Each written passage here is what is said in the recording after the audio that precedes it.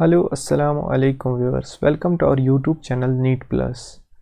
तो अभी तक जो भी लेक्चर आपने देखे हैं उसमें हमने इलेक्ट्रोस्टैटिक और करंट इलेक्ट्रिसिटी के लेक्चर्स पढ़े हैं, तो वो हमने ख़त्म कर दिए हैं। तो आज जो हम नया लेक्चर सीरीज़ उठाने जा रहे हैं तो वो magnetic effects of on charge and current पे देखने जा रहे हैं। तो जो हमने पहले क्वेश्चन चूज़ किया है, पहला क्वेश्चन वो नीट 2018 में आया है, तो पहले इसको रीड आउट करेंगे।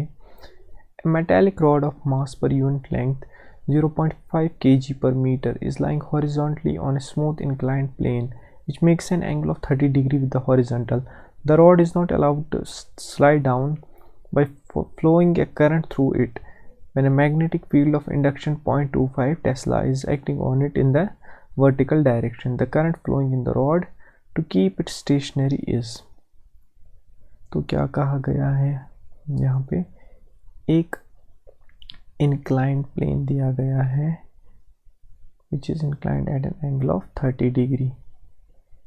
तो एक करंट एलिमेंट, एक मेटेलिक रॉड दी गई है जो फॉर एग्जांपल इस पोजीशन पे into the paper, into the screen जा रही है।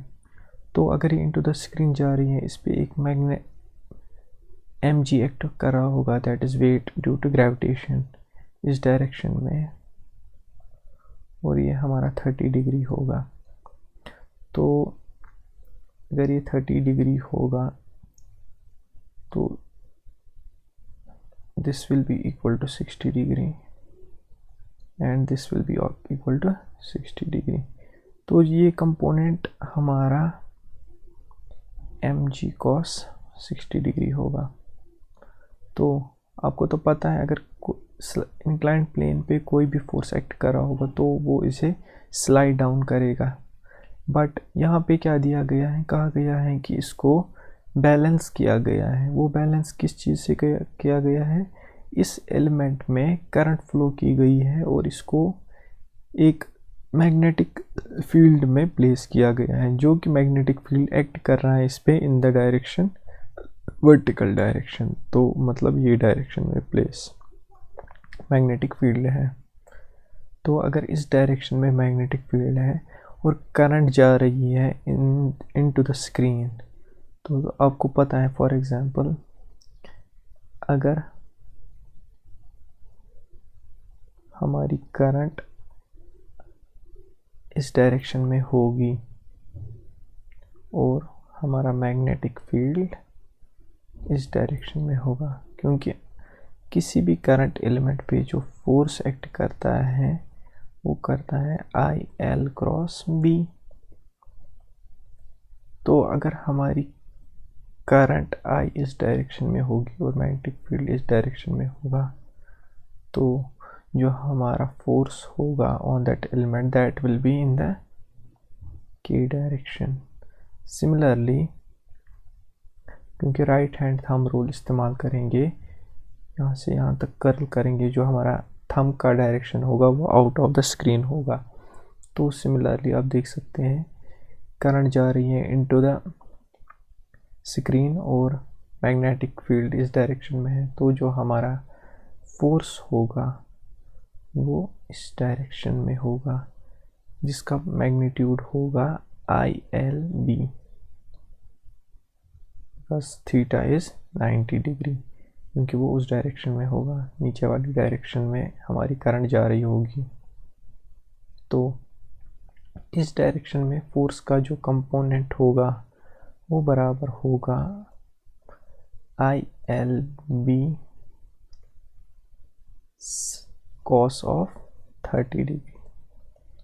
तो इसका मतलब क्या है कि ये कंपोनेंट इस कंपोनेंट को बैलेंस आउट कर रहा होगा। तो हम कैसे लिखें इस क्वेश्चन को, we will be writing mg cos 60 degree will be equal to ILB cos 30 degree. तो क्या हम इसको ऐसे भी लिख सकते हैं, cos थीटा, क्या हम लिख सकते हैं cos ऑफ 90 माइनस 30 डिग्री। और इसको लिखेंगे ILB cos 30, तो ये आ जाएगा sin 30 because cos 90 minus theta is equal to sin theta, तो ये आ जाएगा ILB cos 30। तो इसको साइड्स चेंज करते हैं तो ये आ जाएगा ILB cos 30 is equal to mg sin 30। हमको निकालना है करंट का वैल्यू, तो वो आ जाएगा mg by LB sin 30 whole divided by cos 30। तो इसके बाद जो हमारा I आ जाएगा वो आ जाएगा mass per unit length, that is actually given in the question 0.5 kg per metre into g क्या दिया हुआ है, so we will use approximately 9.8 by B is actually given, that is 0.25 Tesla. ये बन जाएगा tan 30 डिग्री। अगर हम इसको 9.8 के बजाय 10 ले अप्रोक्सीमेटली, तो ये आ जाएगा 5 R, दैट इज ये आ जाएगा 1/5 इंटू 10 इंटू 10, एक पॉइंट और पॉइंट चला जाएगा और एक 10 ऊपर चढ़ा जाएगा। tan 30 किसके बराबर है, 0 1/2 1/√2 1, तो ये 1/√2 √3/2, तो ये आ जाएगा √3/2, तो ये आ जाएगा sin theta by cos theta, तो ये आ जाएगा 1/√3, तो इसकी जगह 1/√3, 5 R 5 2R, दैट इज 20/√3, आ जाएगा √3/√3, so this will come 20/3 times √3, so this is around 11.32 ampere जो हमारी करंट की वैल्यू निकली। तो जो इसका करेक्ट आंसर है वो है ऑप्शन डी। तो इस क्वेश्चन में क्या सीखा हमने कि एक इंक्लाइंड प्लेन पे एक मेटालिक वायर प्लेस की गई है जिसमें करंट जा रही है इनटू द स्क्रीन, और ये एक इंक्लाइंड प्लेन पे रखी गई है। इसमें एक mg एक्ट कर रहा है, mg cos 60 एक्ट कर रहा है, जिसको बैलेंस आउट किया गया है बाय दिस फोर्स। उसका जो एक कंपोनेंट है ILB cos 30 वो कर रहा है इसको बैलेंस। तो उसको यूज़ करके हमने करंट की इक्वेशन, करंट की जो वैल्यू निकाली है। इसमें हमें पता होना चाहिए कि राइट हैंड थंब रूल को कैसे इस्तेमाल करना है और किस डायरेक्शन में हमारे कंपोनेंट्स होंगे। तो जो नेक्स्ट क्वेश्चन है ये पूछा गया है नीट 2013 में। तो क्या कहा गया है, When a proton is released from rest in a room, it starts with an initial acceleration a0 towards west. When it projects towards north with a speed v0, it moves with an initial acceleration 3a0 towards west. The electric and magnetic fields in the room are। दो situation दी गई है। Situation 1, एक proton हमें दिया गया है जिसका electric charge E दिया है और इसको रेस्ट में रखा गया है। तो क्या कहा गया है, ये वेस्ट की तरफ मूव कर रहा है, वेस्ट इस तरफ से है, और जो इसमें एक्सेलरेशन आ रही है वो a0 आ रही है। अगर हमने रेस्ट से प्रोटॉन को स्टार्ट किया है, रिलीज़ किया है, तो इट इज़ नेचुरल कि इस पर एक इलेक्ट्रोस्टैटिक फोर्स एक्ट हो रहा होगा। क्योंकि इस प्रोटॉन का जो इलेक्ट्रिक चार्ज है वो पॉजिटिव है, तो जो इलेक्ट्रिक फील्ड एक्ट कर रहा होगा वो इस डायरेक्शन में कर रहा होगा। तो दिस इज सिंपल। तो इस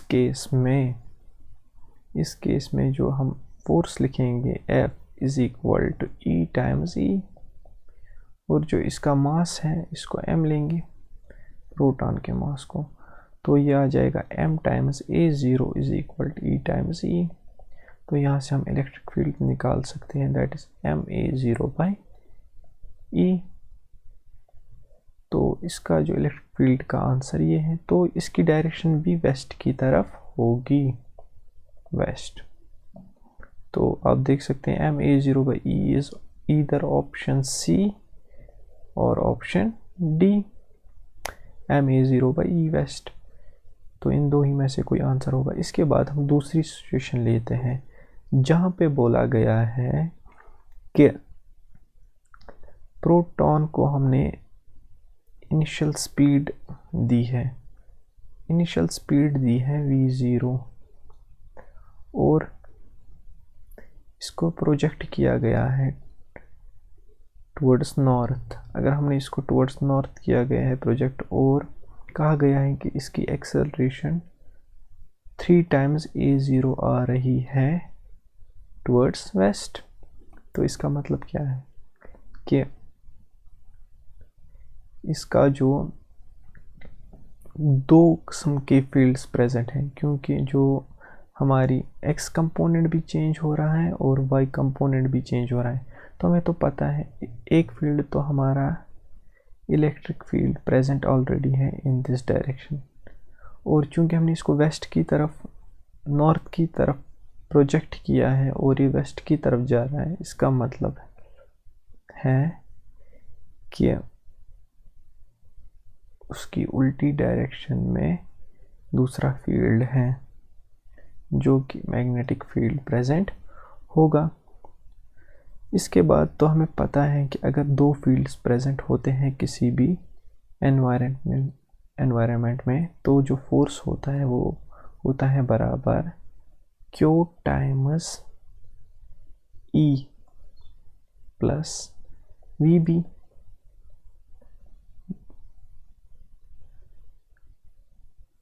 ये जो B है, V टाइम्स B, एक तो ये मैग्नेटिक फोर्स इस पे एक्ट कर रहा होगा और इलेक्ट्रोस्टैटिक फोर्स एक्ट कर रहा होगा। तो आपको तो पता है इन्होंने दिया है 3 टाइम्स A0 एक्सेलरेशन, तो मास इसका है m टाइम्स 3A0। तो सिंपल है, और ये दिया गया है, इसका चार्ज जो दिया गया है वो E दिया गया है, तो हम E से रिप्लेस करेंगे यहाँ से E प्लस VB। तो क्या हम लिख सकते हैं 3MA0 is equal to E times E plus E times VB। अभी हमने किया कि हमें पता था कि जब खाली इलेक्ट्रिक फील्ड प्रेजेंट होगा तो उस वक्त जो कंपोनेंट होगा x डायरेक्शन में, इस डायरेक्शन में, वो एक्सेलरेट करवा रहा होगा A0। तो उस वक्त क्या हम इस 3MA0 को लिख सकते हैं m times A0 plus 2 times MA0, और ये बन जाएगा EE प्लस EVB। अगर हम इन दो को कंपेयर करें तो यहाँ से जो आंसर आ जाएगा वो आ जाएगा EVB, क्योंकि ये तो हमें ज़रूरत नहीं है, we need this, is equal to twice MA0। यहाँ से B जो आ जाएगा वो आ जाएगा ट्वाइस MA0 बाई चार्ज। तो जो करेक्ट आंसर है इसका वो B है 2MA0 बाई E। अब हमें इसकी डायरेक्शन इसकी डायरेक्शन फाइंड आउट करनी है। तो देखिए बच्चों, अगर आपको तो पता है यहाँ हमने सिंपली ऐड किया है, इसका मतलब है जो मैग्नेटिक फोर्स होगा वो भी इसी डायरेक्शन में होगा, इलेक्ट्रिक फोर्स FE भी इसी डायरेक्शन में होगा और मैग्नेटिक फोर्स भी इसी डायरेक्शन में होगा। तो अगर हमारी वेलोसिटी इस डायरेक्शन में जा रही है और फोर्स इस डायरेक्शन में जा रहा है, वेलोसिटी और FP, तो मैग्नेटिक फोर्स के लिए राइट हैंड थंब रूल इस्तेमाल होगा। Right hand thumb rule. तो अगर हम राइट हैंड थंब रूल करें, F B is equal to Q times V cross B, B और बी की डायरेक्शन, तो B is going into the screen, into the screen, into the screen. तो अगर ये इनटू द स्क्रीन जा रहा है तो हम उसको डाउनवर्ड बोलेंगे। यहाँ पे मैंने इसको इधर से दिखाया, but in reality it is going into the screen, this B. So 2D में दिखाने के लिए मैंने इसको ऐसे दिखाया। So the correct option of this question is MA0 by E west, that is this, and twice MA0 by E V naught down, because this is V naught. So the correct option is D, not C. Actually this downward is into the screen. Thank you for watching this video. Please like and share this video and subscribe this channel. Hope you will share this video with your friends. Thank you.